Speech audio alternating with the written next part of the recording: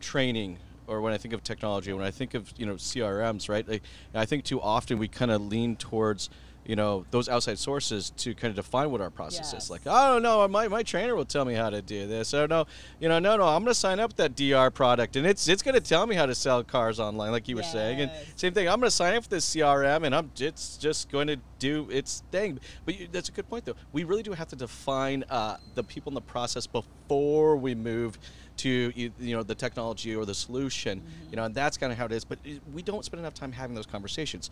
We get so excited, like, oh, that's shiny. I like it. He's got a nice suit on. I want him to work with my team. He's being nice to me, right? So let's kind of go do that. Like, I think anybody that's going to get into training or look into a new CRM or going to get into a digital retailing product, there's some upfront conversation that really should be happening. So I'd love to kind of get you guys' takes of what kind of upfront conversation needs to happen, before a dealership makes, the jump into a new CRM or DR or a training solution.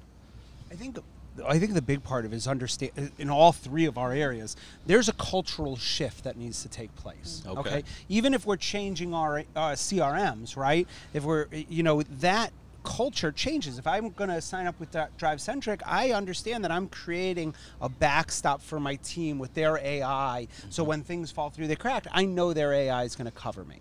But that changes the culture. When I'm going to do digital retailing, it changes the entire culture. How do we greet customers? How are we interacting with that process? And then if you were to bring in a new training program, it's like, okay, this is now how we're going to change our processes. Yes. All of this is a cultural shift. And to do that, dealerships, this comes from the top down, right? The fish stinks from the head down. And it's, the owner and the GM saying this is important and driving it through. Right? How many times have either of you implemented things where the owner and the GM's like, yeah, just do your thing, whatever. Right. What happens? Those fail. There's no every buy-in. time. Every time. But when the owner says, this matters to me, and the GM is, checking that box every day. That's a good point. Thanks for tuning in to the Matador Yachtcast with your host, Jason Harris. Don't want to miss new content? Be sure to check out the full podcast library at matador.ai to stay in the know. Remember to like, comment, and subscribe. Happy podcasting.